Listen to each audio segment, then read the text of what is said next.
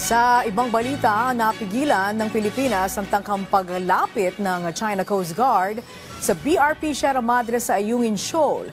Ayon sa Armed Forces of the Philippines, hinarang ng dalawang rubber boats ng Pilipinas ang fast boats at rigid-hulled inflatable boat ng China Coast Guard. Sa Maritime Domain Awareness ng AFP, nakitaan din ang mga crew ng weapon maneuver. May nakita din na isang maliit na bangka ng China na naglagay ng fishnet sa timog silangang bahagi ng Ayungin Shoal. Ayon sa AFP, kapansin-pansin ngayon ang pagdami ng mga barko ng China, gayon din ang mga aktibidad dito sa Ayungin Shoal. Sa kabuuan, may nakitang 5 Chinese Coast Guards, 11 right-hulled inflatable boat at 9 na Chinese maritime militia vessels. May na-monitor din na aerial assets kabilang na ang isang rotary aircraft at isang unmanned aerial vehicle.